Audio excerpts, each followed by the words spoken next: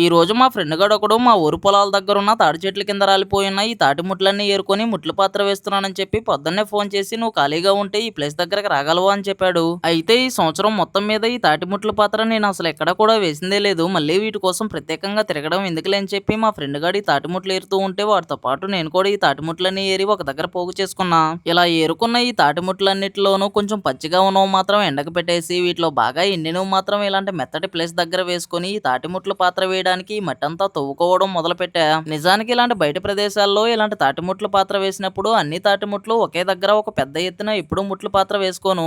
ఎందుకంటే ఈ పొలాల దగ్గర అడవి పందులు చాలా ఎక్కువగా తిరుగుతూ ఉంటాయి. వాటి కంటగాన పొరపాటున గాని ఈ తాటిముట్లు పడితే మాత్రం ఇందులో ఒక్క తాటిముట్టు కూడా ఉంచకుండా అన్ని తాటిముట్లు బయటకు లోడేస్తాయి. ఇక మా ఫ్రెండ్ గాడు నేను కలిసి ఈ పనంతా కొంచెం ఓపిగ్గా కంప్లీట్ చేసుకొని చుట్టుపక్కల ఉన్న లొకేషన్ అంతా చూసుకుంటూ మెల్లిగా ఇంటికి వెళ్తూ ఉన్నాం. వెళ్లేదారిలో ఇలాంటి ఎలకపండు చెట్టు ఒకటి కనిపించింది. అయితే ఈ చెట్టును చూడగానే మా ఫ్రెండ్ గాడు మాత్రం నేను ఈ బైక్ దిగే లోపే నాకంటే ముందెళ్ళి చెట్టుకున్న పండ్లన్నీ కోసుకోవడం మొదలు పెట్టాడు. అయినా మనకి అసలుకే తొందర ఎక్కువ. వీడు మాత్రం ఈ కాయలు కోస్తూ ఉంటే మనం మాత్రం బయట చేరి చూస్తూ ఉండడం ఎందుకులే అని చెప్పి నేను కూడా ఈ కాయలు కోసుకుందామని చెప్పి చెట్టు దగ్గరకు వచ్చేసా.